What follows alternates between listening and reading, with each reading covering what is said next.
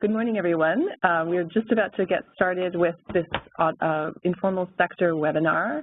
I just want to remind everyone to connect to the audio, either by clicking on the link for the computer audio or calling in. So good morning and welcome to the webinar entitled Expanding Health Coverage for Informal Workers in Low and Middle Income Countries, Urgency, Challenges, and Latest Learnings. I'm Laurel Hatt. I'm the Health Finance Lead for HFG, which is the USAID-funded Health Finance and Governance Project, and I'm pleased to welcome you to this technical session. HFG is a global project that supports low and middle income countries to tackle finance and governance challenges, ultimately aiming to improve access to quality health care. This webinar today is part of a series of briefings on the challenges, learnings, and best practices we've gathered through our work on HFG and in collaboration with other organizations. Today we're going to dig deeper into one of the core challenges of moving towards universal health coverage in low and middle income contexts, and that is providing coverage to workers in the informal economy.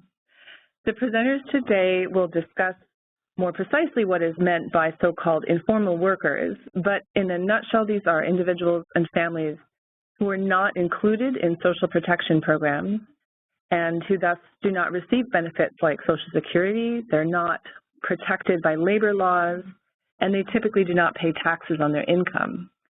Because historically health insurance has been tied to formal sector employment, workers in the informal sector have always had difficulty accessing quality healthcare coverage.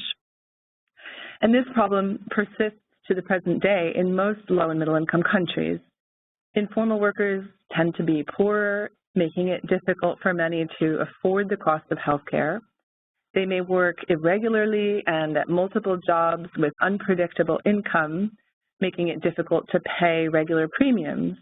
They may not have a fixed home or business address and are more likely to be unbanked, making it difficult for the government to apply taxes or withhold earnings. And they are more likely to lack formal identification and paperwork needed to access government benefits. Yet, at the same time, they're often more vulnerable to impoverishment due to healthcare costs and more vulnerable to income loss associated with illness. In this webinar this morning, we're going to hear from three excellent speakers from three diverse organizations that are all tackling this challenge of covering the informal sector: the International Labor Organization, Oxfam, and the USAID-funded HFG project. Our panelists will present recent work on efforts to expand health coverage for informal workers in low and middle income countries. They will report out on their work with stakeholders and global researchers in these countries, implementers, and donors who are driving the UHC agenda. Our panelists are going to address questions that include: who are informal workers? What are their characteristics? What proportion of populations in these countries do they represent? To what extent do they have any healthcare coverage, and what does that look like? And what types of steps, including both large-scale reforms and also more operational experiments, are country governments and international organizations taking to expand coverage to informal workers? So each of our three panelists will have about 10 minutes to present.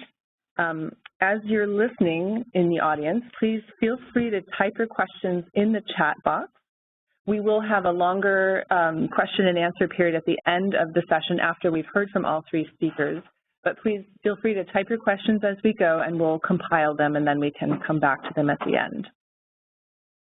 So without further ado, I'd like to introduce our first presenter, Dr. Xenia Scheil-Adlung. Xenia is a Senior Health Policy Coordinator in the Social Protection Department of the International Labor Organization, or ILO. She focuses on global health policies, particularly health financing and coverage through social protection. Key areas of her work concern UHC, equity, and labor market issues of health workers.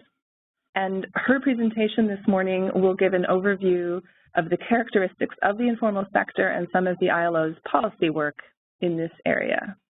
So, Xenia, you can take it away, please. Thank you, Laura, for this very nice introduction. Yes, and good afternoon or good morning, wherever you are. It is my pleasure to talk to you today about extending universal health coverage to informal workers from the viewpoint of the ILO.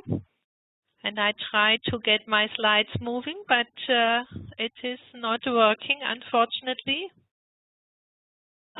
Okay. So it worked now. So my presentation will focus on three main areas. First of all, I would like to give you a brief overview of on what we are talking about, such as definitions and characteristics of informal workers. Secondly, I would like to share with you some facts on the exclusion of informal workers from health services. And finally, discuss with you some of the ILO policy approaches on extending coverage to informal sector workers.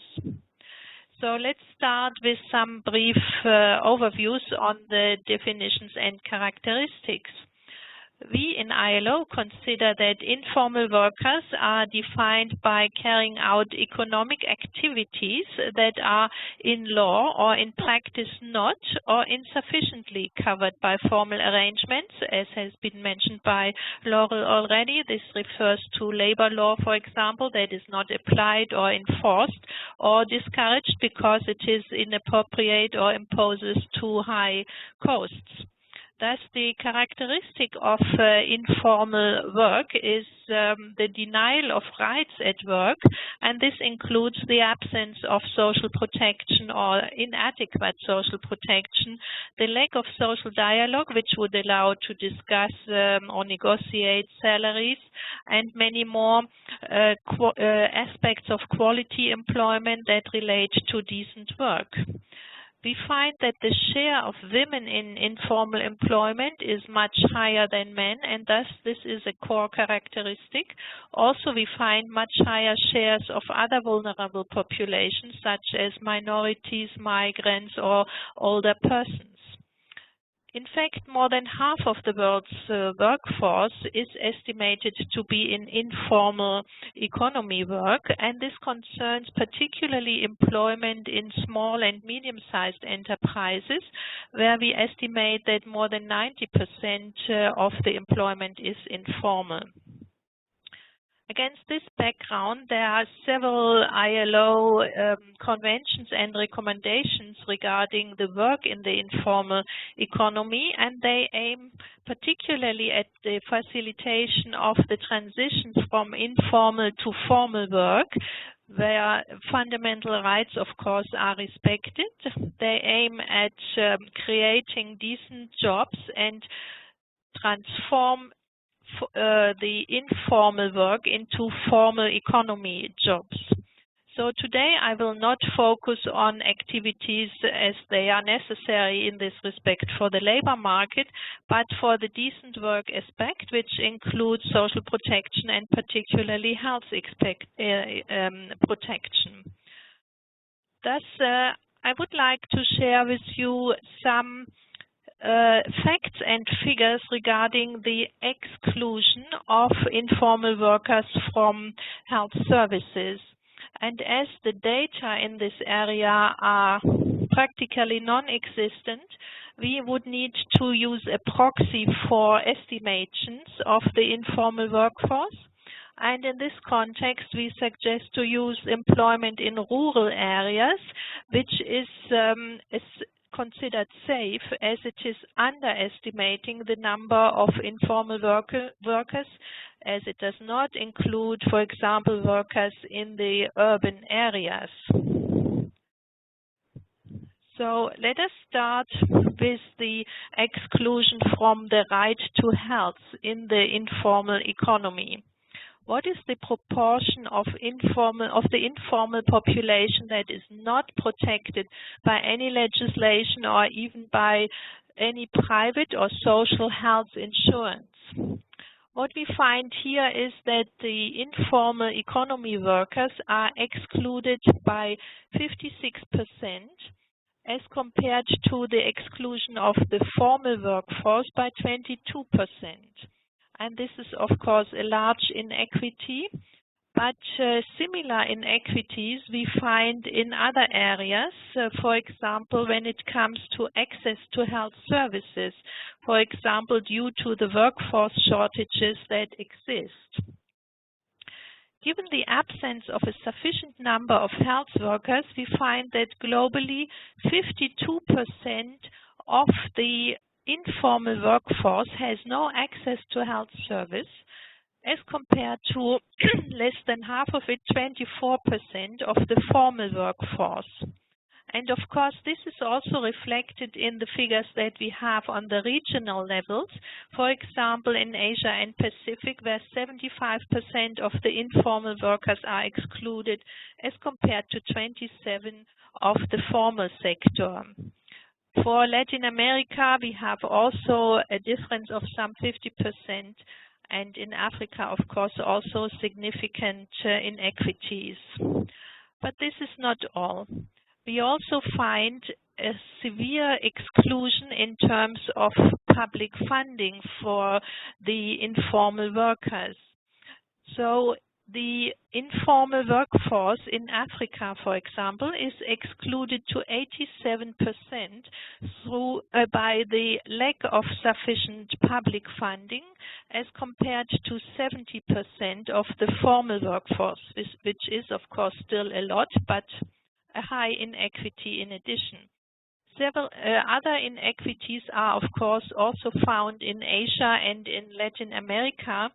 And it is clear that the lack of financial resources allocated to formal as compared to informal sector workers is showing high inequities. And these findings are also reflected in the high out-of-pocket payments, thus the affordability of services.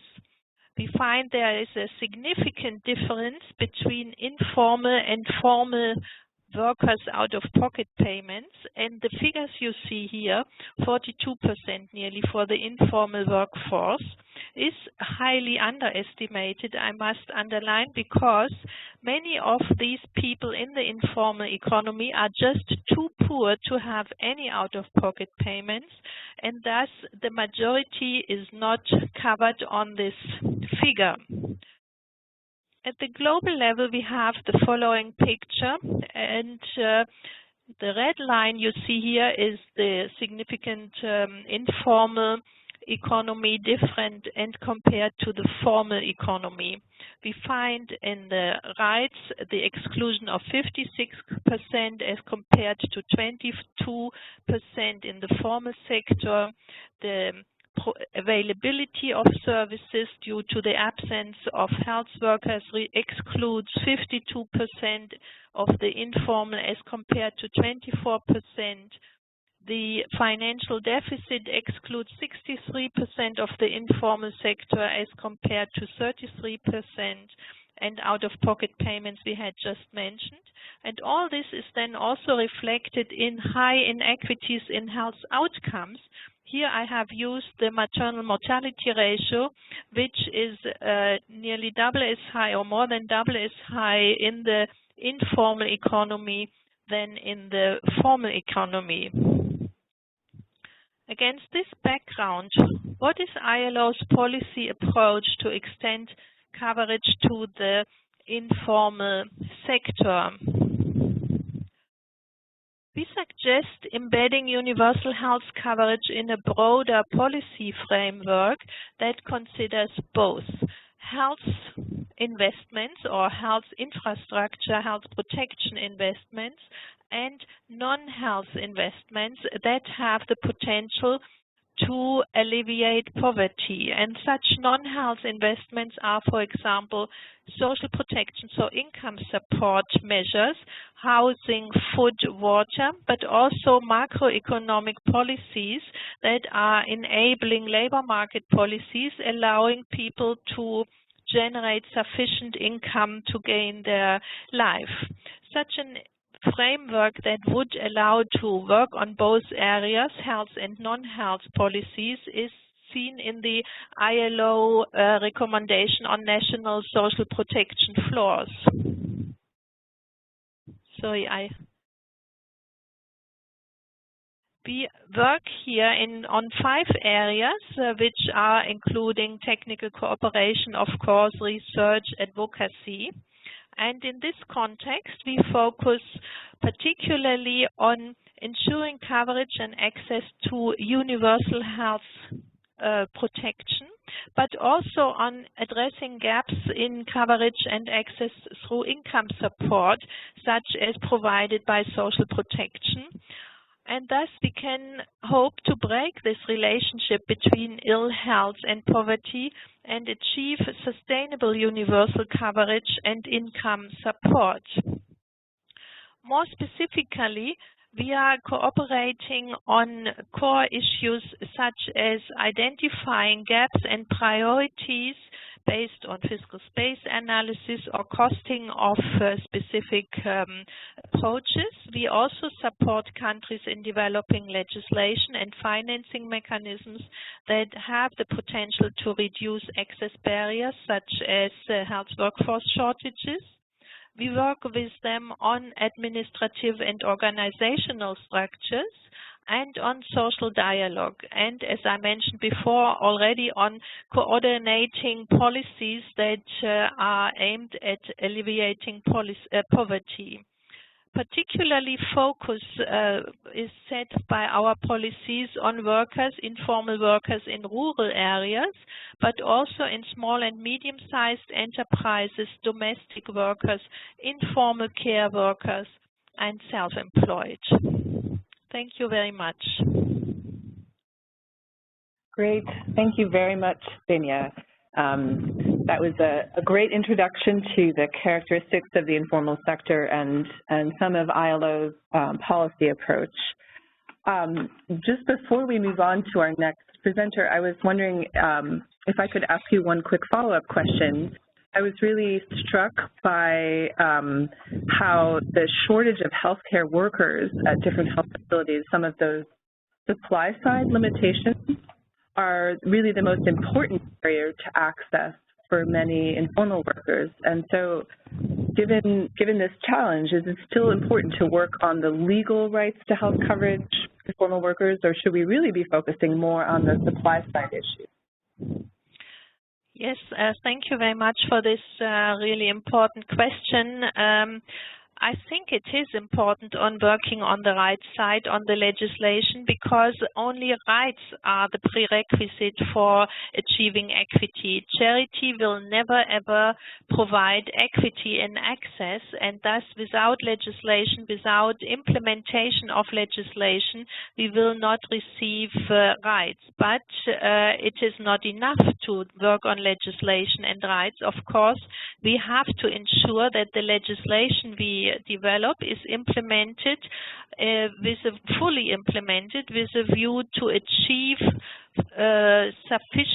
all sufficient elements for UHC, and this includes health workers, this includes further areas, for example, addressing underfunding or reducing out-of-pocket payments, all need to be addressed, but rights are often forgotten, and thus we have not the, as I said, prerequisite for achieving equitable access to health care that can be demanded, that can be requested by everybody.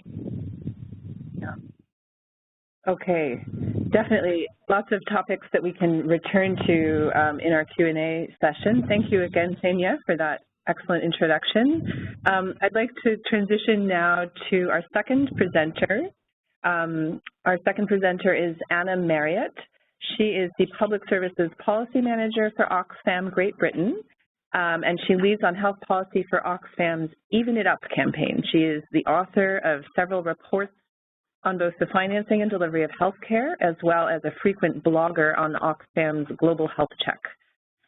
Prior to working for Oxfam, Anna studied and researched in South Africa on social protection and social policy, and she's also worked for a range of UN agencies as well as DFID for the UK. Her presentation this morning will focus on how the informal sector fits into the overall UHC movement and the transformative politics that are needed to achieve UHC. So Anna, are you all ready? I think so. Can you hear me loud and clear? Yes, we hear you fine. So please go ahead. Great. Thank you. Hello, everyone, and thank you for the opportunity. So my presentation today will focus largely on assessing the common paths that many countries go down in their efforts to advance UHC, which tend to leave informal workers behind. And here I should just point out that my focus will largely be restricted to health financing models as opposed to service coverage. I'll then take a look at some of the more successful national financing models for UHC and for informal workers, before giving some final reflections on why universal coverage, which fully and fairly covers informal workers, is a political project over and above a technical project. So just a quick reminder of what we mean by universal health coverage, and the goal is really to ensure that all people obtain the health services they need without suffering financial hardship when paying for them. I'm sure we're all very familiar with this definition, but I always think it's worth reminding ourselves. There is evidence that some actors in global health have used the term UHC rather too loosely. And as Joe Cutsin from the WHO has clearly stated, just because there's no UHC blueprint, it doesn't mean that anything goes. And the WHO has been clear that there are some key essential ingredients.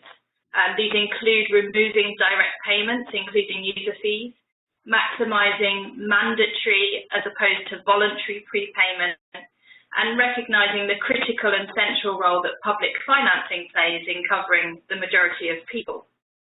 And also the importance of large, preferably single risk pools to ensure maximum risk pooling and cross-subsidisation from the rich to the poor and from healthy to the sick.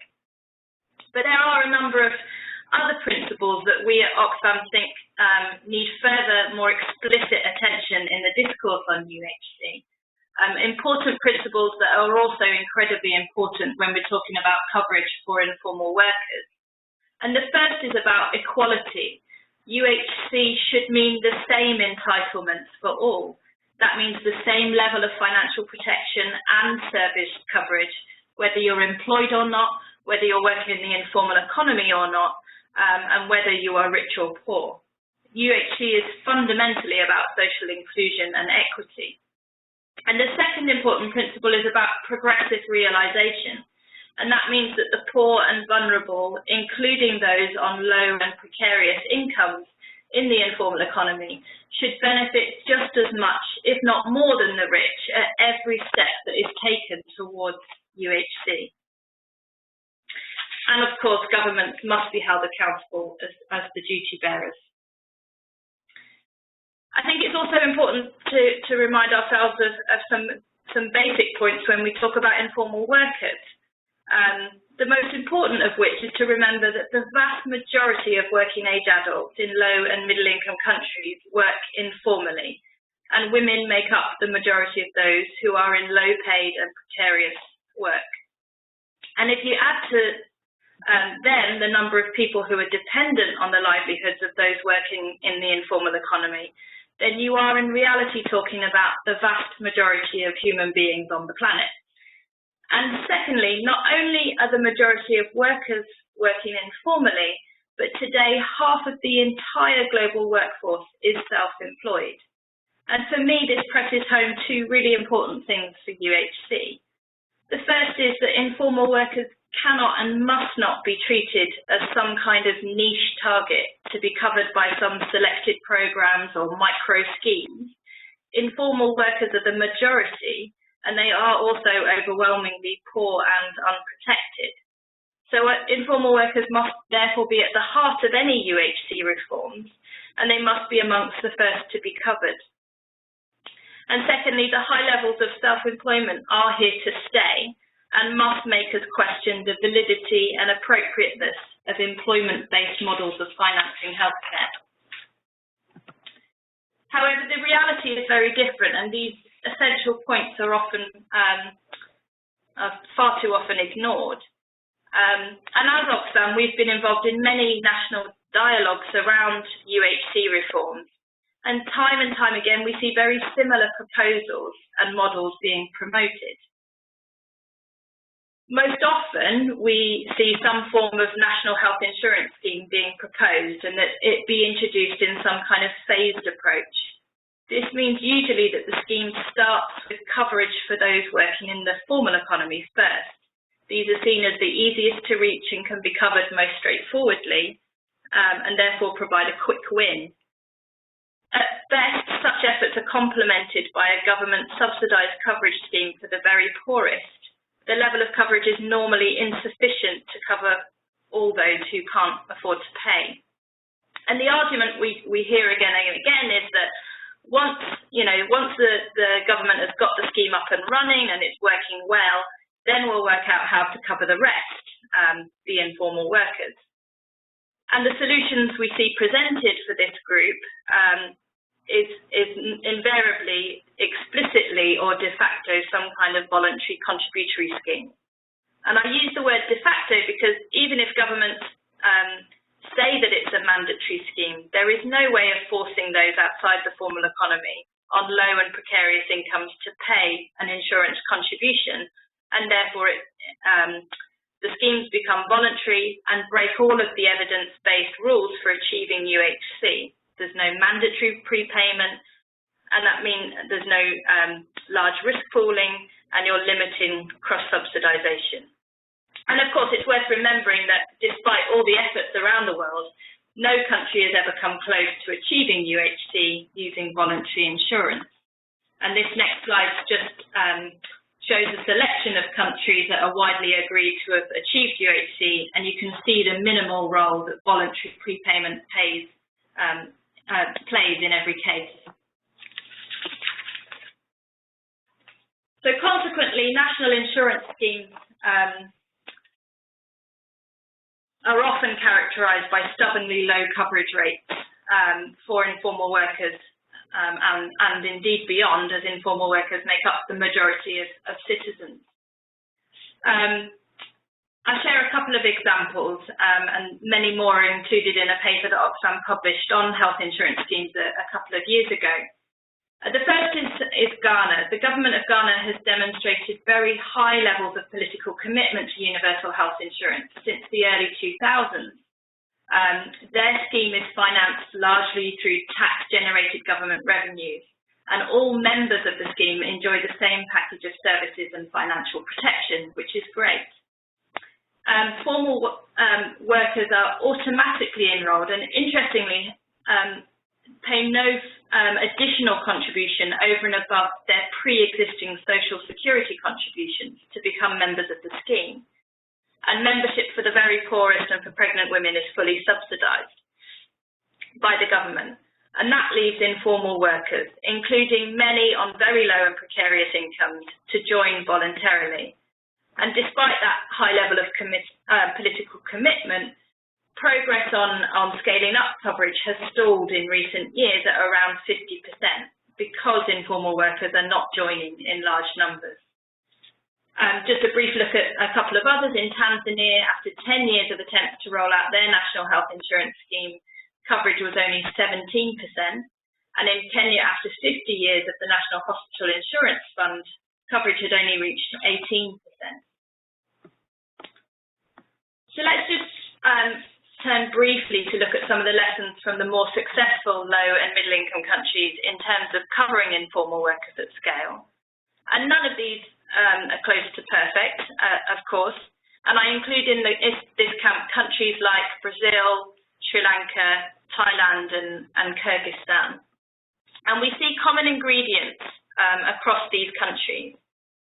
Firstly, they're all working towards removing direct payments, or already have. They're maximising mandatory, not voluntary prepayment, and they're establishing large risk pools. And they are using general government revenues to cover the vast majority of the population.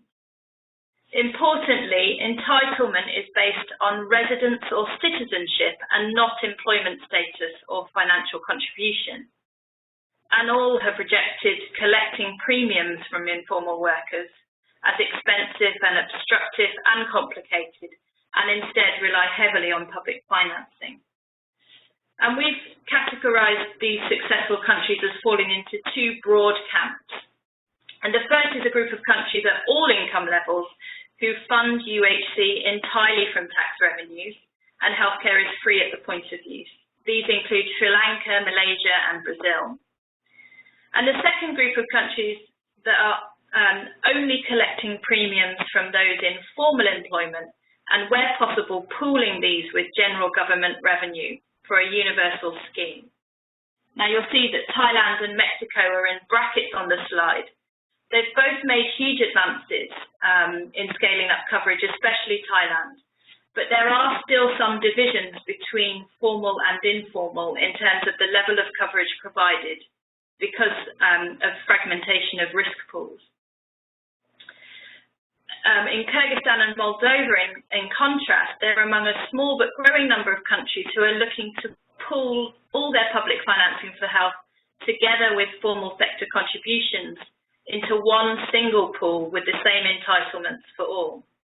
And just to add that the proposals, at least on paper in South Africa, indicate that their proposed national insurance scheme will also be based on citizenship or long-term residence. And just some final reflections from me. What I think is less visible and less discussed in the UHC discourse are the political changes that are required to achieve UHC. It's not simply a case of tweaking here or finding a technical fix there. UHC requires a much more fundamental political shift right up to presidential level in terms of attitude towards health, which in turn can push the kind of bigger reforms that are required. And nowhere is this more obvious for me than the case of how to cover informal workers. We also need a real shift in emphasis on many levels. I think we need to challenge ministers who keep asking, but how do we make informal workers pay? And promote instead the evidence and the arguments that informal workers are already paying.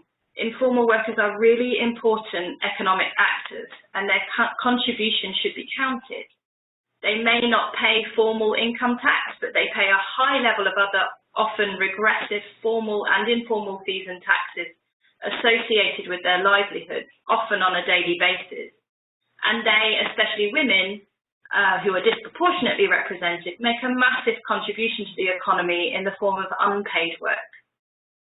So not only do these workers have a right to health coverage, it should be seen as an economic necessity to help protect their ability to work and ensure their livelihoods are not put at risk by impoverishing healthcare costs. And of course, we also need a shift to recognise the importance of a more equitable model of generating revenues for healthcare, in which the wealthy pay a much higher proportion of the cost of universal public goods, including health. And as health advocates, I think as part of this, we need to engage much more in wider debates on fair fiscal policy and progressive taxation. And rather than looking at how to get more contributions from the poor and the vulnerable, focusing on taxing much more progressively in the form of taxes on income, wealth, profits, and capital gains. And very much joining those involved in calls for or challenging tax evasion and avoidance by big corporations, which are clearly starving low and middle income countries of many billions of dollars that could be used to pay for universal health coverage. Just my final point would be that we urge countries to stop importing employment-based insurance schemes from high-income countries where the labour market characteristics are so different, and also not to introduce models that lock in inequality and intractable division between formal and informal workers by having differing levels of benefits and payment mechanisms for each. UHC is a model based on principles of redistribution and solidarity across populations, and it's important to embrace those in the design of the UHC financing models themselves. So I'll stop there and look forward to the discussion afterwards. Thank you. Thank you so much, Anna. That was provocative and an interesting presentation with lots of meat that we can chew over together in our discussion. In the interest of time, I think I'm going to move forward now to our third presenter, and that will allow us plenty of time at the end to dig into some of these questions. And our third presenter this morning is Sharon Nachimovsky. Sharon is a senior analyst at Abt Associates here in the United States, and she currently supports the HFG Project Health Financing Portfolio. She has studied a range of UHC topics, including expanding coverage for informal workers that we're going to talk about now, also work on the use of evidence in health benefit package design, mechanisms for domestic financing for health, and ways to monitor progress towards UHD. So Sharon is going to discuss some of our HFG project's recent work on informal sector issues. Welcome, Sharon. Thank you, Laurel. So yes, as Laurel mentioned, we just completed a study, the HFG completed a study on expanding coverage to informal workers. And the study focused on a set of 25 low and middle income countries that all have poor maternal and child health and family planning outcomes and are prioritized by USAID, which funds the HFG project. These countries are called EPCMD countries because they're part of USAID's Ending Preventable Child and Maternal Death initiative. For some of our study, we look at all of the EPCMD countries listed here, and for the qualitative portion, we looked more closely at a subset of 10. As I had just alluded to, the study used multiple methods to answer a series of questions. First, what percent of the labor force in EPCMD countries is informal? Secondly, what do we already know about covering informal workers in low and middle income countries? And then looking a little deeper at the selected countries, how are the governments in these countries expanding coverage? And as they do so, what are the challenges they're facing and how are they addressing them? And for this, we compiled secondary labor statistics. We reviewed recent seminal literature that synthesizes and analyzes a broad range of examples. And we conducted key informant interviews with current and formal government officials from a range of agencies, as well as representatives from local and international NGOs, implementing partners, and donors.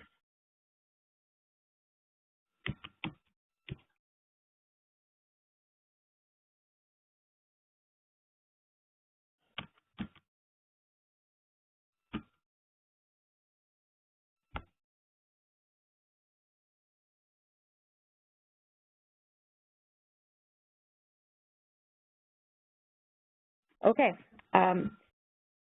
so let me jump into the results, beginning with the compilation of labor force statistics in EPCMD countries.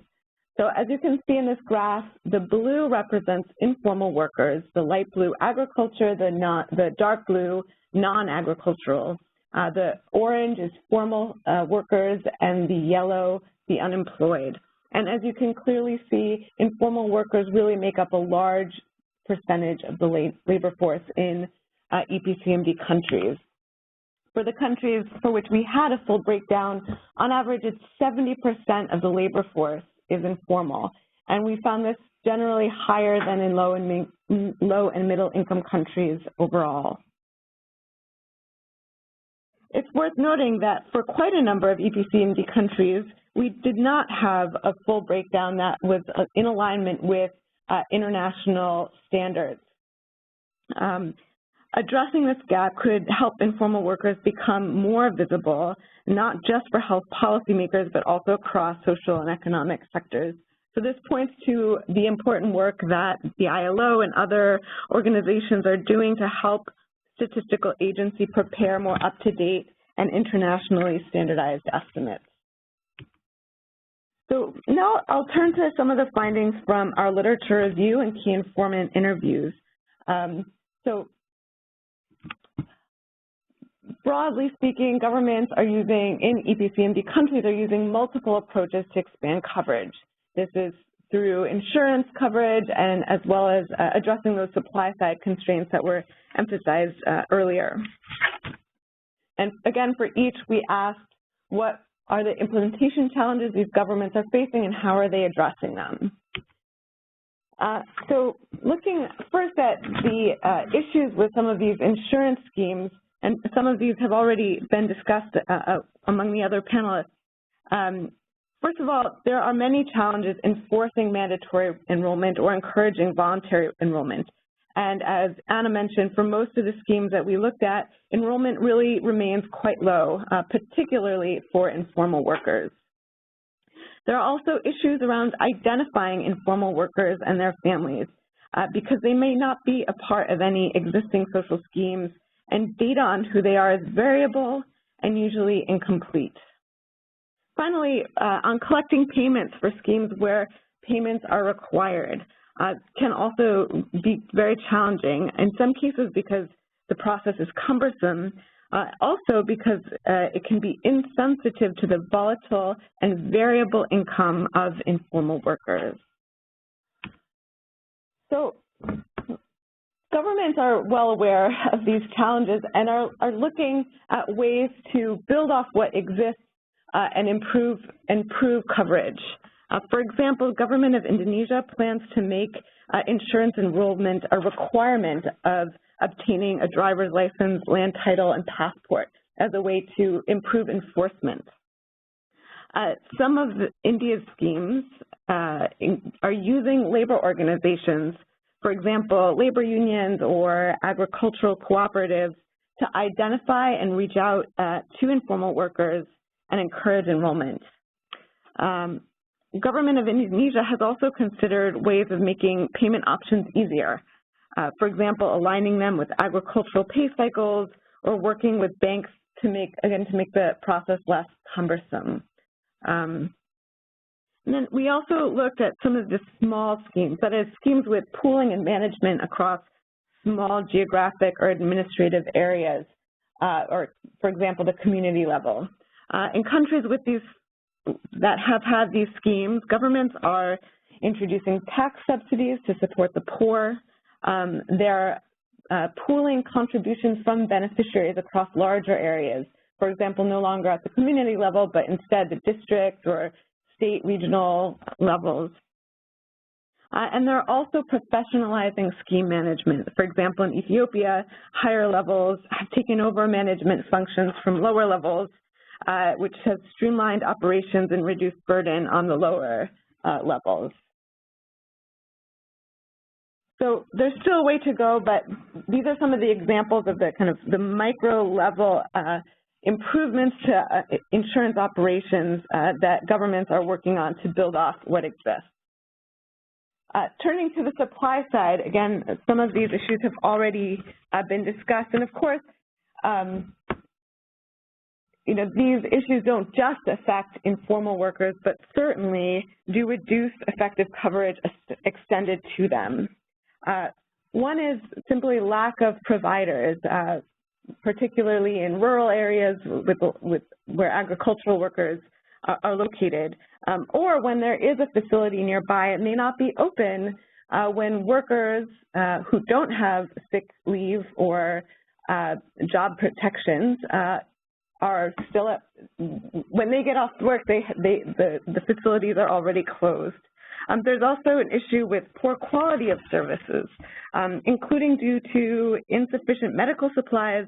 And for example, this may lead to under-the-table payments from informal workers that may further degrade intended financial protection for them.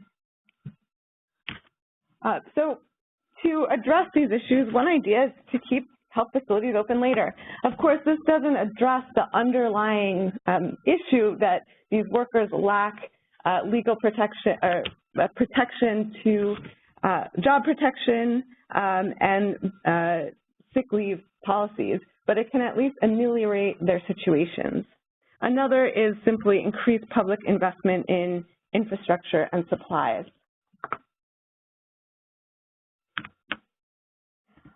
Now, of course, And as Anna mentioned, these solutions we've talked about so far have been really at the micro level.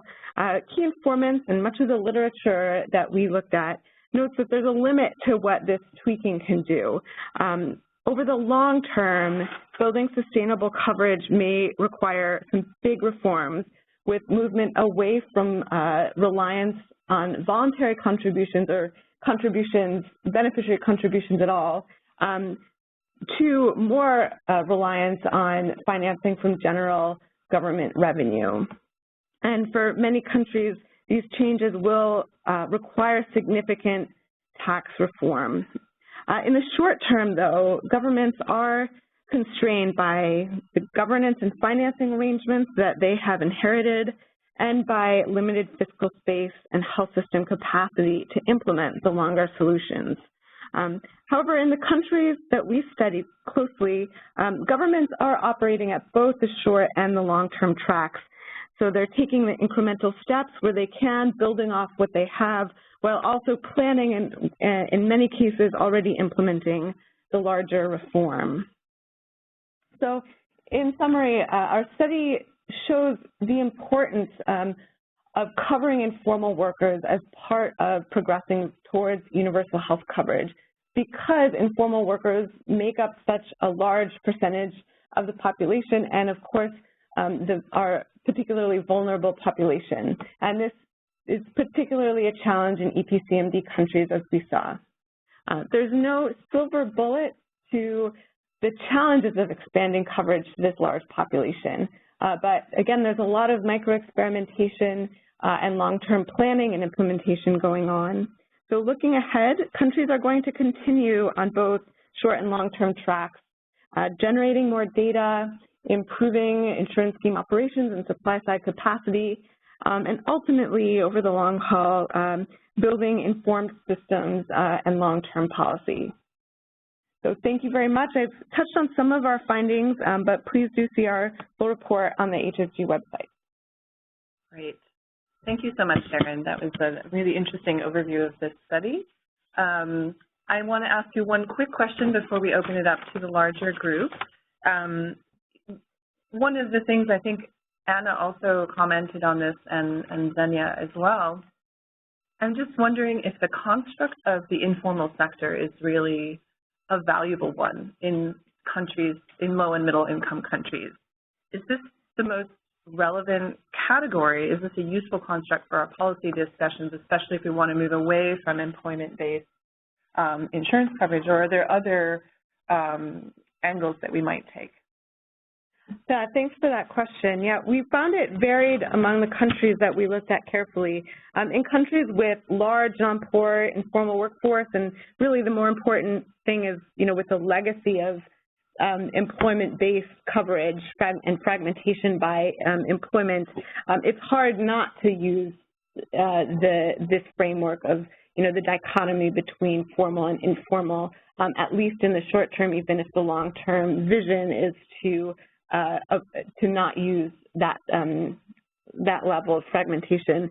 But in other countries with large agricultural populations where there may be a social health insurance, but it's quite small, for example, we looked at Uganda and Mozambique, it does seem that the frame of informality is less relevant than just, poverty from rural and urban, where the kind of barriers to coverage may differ. So I encourage everyone in the audience to please go ahead and add in any additional questions that you would that you'd like to pose to our panelists. We've had a couple that have come in so far. I wanted to give the first chance to speak to Anna, since we didn't get to hear from you right after your presentation. I don't know, can she actually see the questions? Or I will just repeat them out. So the question is whether tax-funded systems, especially those where primarily or only the formal sector are contributing in some way to the coverage cost, would those systems not encourage informality or give it a movement away from being in the formal sector given that there's a financial incentive to become informal and avoid thus paying taxes. Is that something that you can answer for us or reflect upon?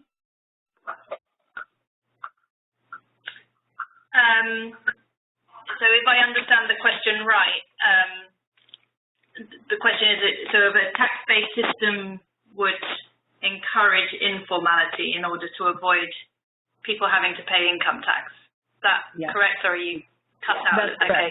Yeah, I think that's commonly experienced in some Latin American countries that we've heard about.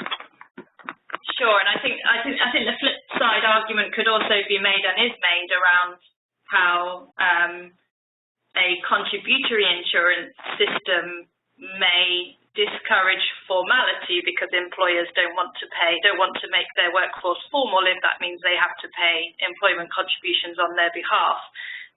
So I think you could argue both ways, but I think my point is more that there are other forms of taxation that we should be looking at around more taxation, more progressive taxation on profits, on stocks and shares, on financial transactions, avoiding companies or obstructing companies more successfully in terms of tax evasion and tax avoidance.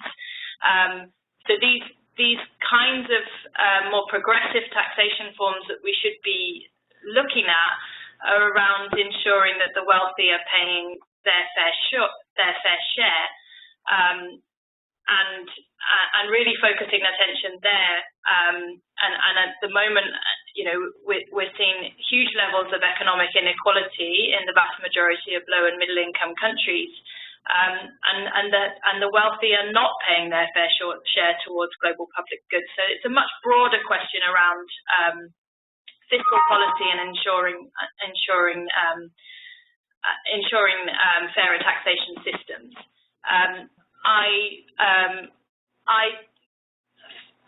I feel that the questions around whether that would have a big impact on informality or formality are probably more of a distraction from that much more important question around redistribution and ensuring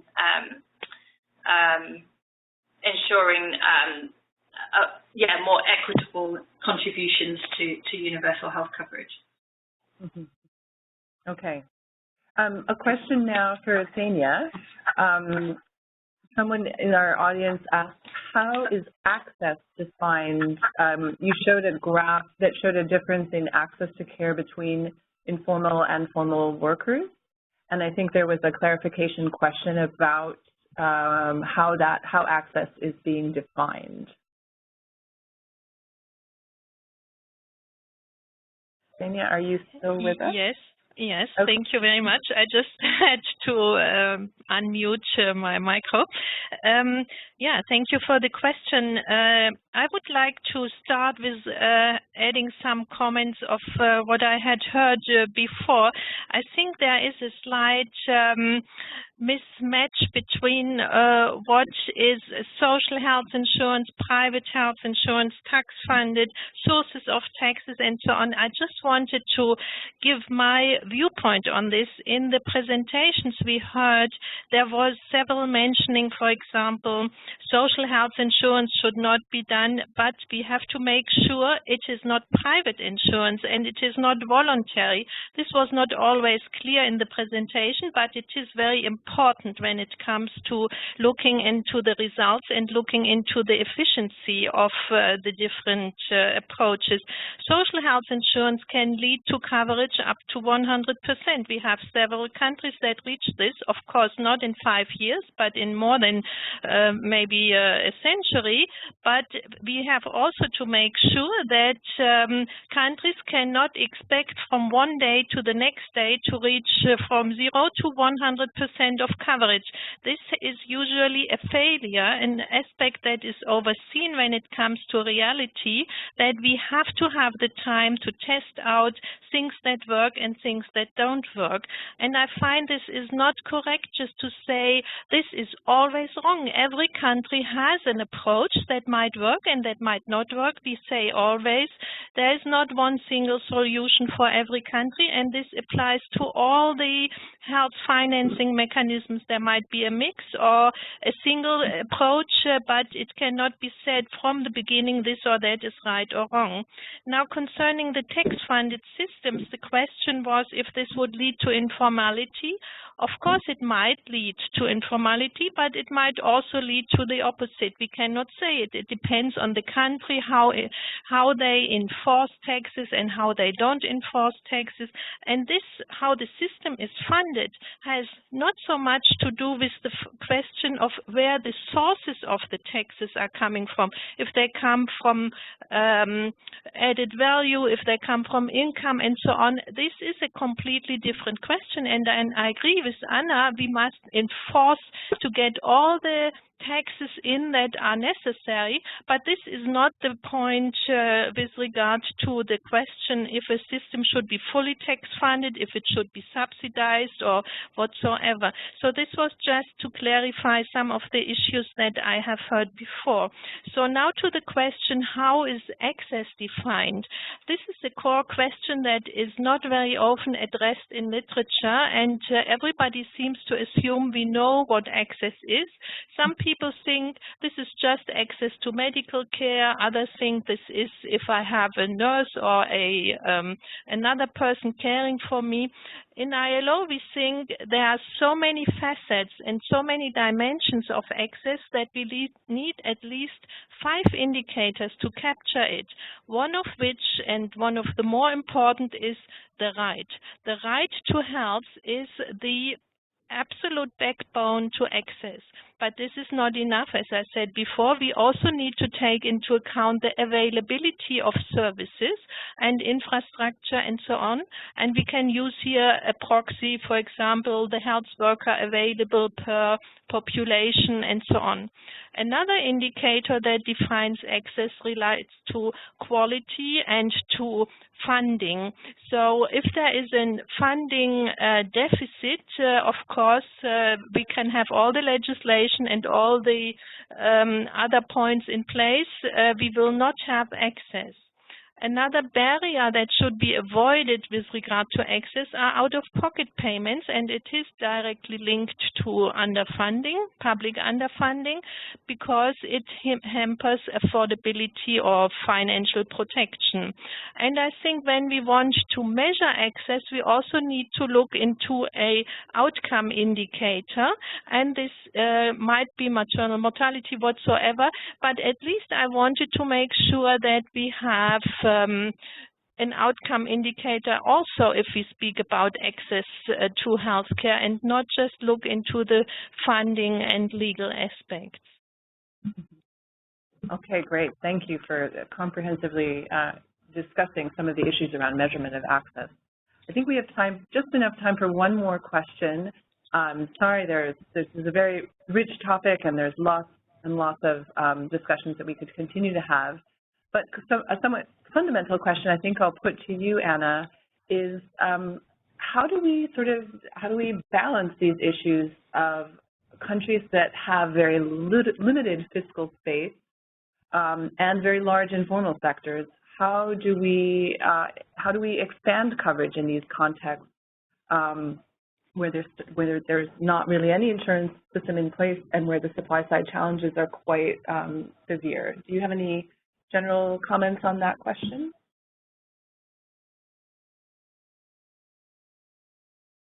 And I think you need to unmute yourself if you're speaking.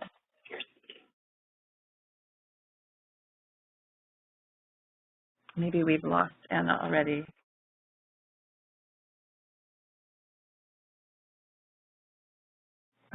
Okay, well, Sharon, do you want to make any comments? I can just say a few words. I think obviously, you know, the long-term strategy is, I mean, I know that incrementally improving supply, not just the supply side, but the kind of systems, the informational systems, the payment systems, everything gradually with a long-term vision of achieving and it's having the system capacity to implement some of these long-term reforms in a place like Bangladesh, and in the meantime, taking some of these smaller steps like keeping facilities open later and otherwise improving things on that side.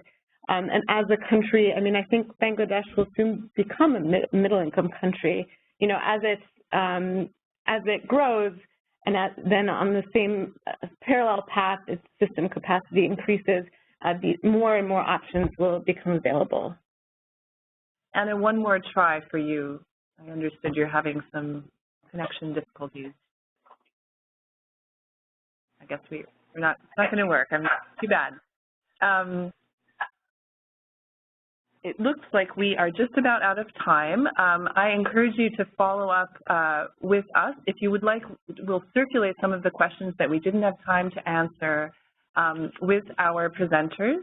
And you're welcome to follow up with these questions. This is a really hot topic. I know there's a lot of evidence on different sides of the issues and challenges that many low and middle income countries are grappling with every day on these topics. I hope that this was informative to all of you. Thank you for participating and listening in on this discussion. I encourage you to follow our series of webinars and to join us in the future again. So thank you again and have a wonderful rest of your day. Thank you.